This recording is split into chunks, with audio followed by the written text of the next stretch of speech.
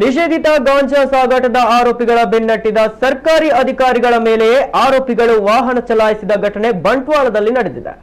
ಬಂಟ್ವಾಳ ಅಬಕಾರಿ ನಿರೀಕ್ಷಕ ಲಕ್ಷ್ಮಣ್ ಹಾಗೂ ಅವರ ಸಿಬ್ಬಂದಿಯ ಕರ್ತವ್ಯಕ್ಕೆ ಅಡ್ಡಿಪಡಿಸಿದ್ದಾರೆ ಎಂದು ಆರೋಪಿಸಿ ಬಂಟ್ವಾಳ ನಗರ ಪೊಲೀಸ್ ಠಾಣೆಯಲ್ಲಿ ಪ್ರಕರಣ ದಾಖಲಾಗಿದೆ.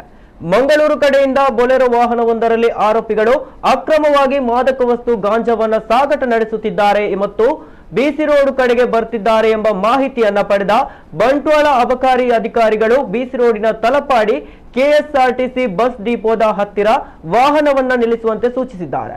ಆದರೆ ಆರೋಪಿಗಳು ವಾಹನ ನಿಲ್ಲಿಸದೆ ಪರಾರಿಯಾಗಿದ್ದಾರೆ. ಈ ಸಂದರ್ಭದಲ್ಲಿ ಬೊಲೆರೋ ವಾಹನವನ್ನ ಅಧಿಕಾರಿಗಳು ಬೆನ್ನಟ್ಟಿಕೊಂಡು ಹೋಗುತ್ತಿದ್ದ ವೇಳೆ ನಂದಾವರ ಎಂಬಲ್ಲಿ ಒಳ ರಸ್ತೆಯಲ್ಲಿ ಹೋಗಿ ಆರೋಪಿಗಳು ಸಿಲುಕಿಕೊಂಡಿದ್ದಾರೆ. ಈ ವೇಳೆ ವಾಹನವನ್ನ ನಿಲ್ಲಿಸುವಂತೆ ಅಧಿಕಾರಿಗಳು ಸೂಚಿಸಿದ್ದು, ಈ ವೇಳೆ ಸಿಬ್ಬಂದಿ ಮೈ ಮೇಲೆ ವಾಹನವನ್ನ ಹತ್ತಿಸಲು ಆರೋಪಿಗಳು ನೋಡಿದ್ದಾರೆ.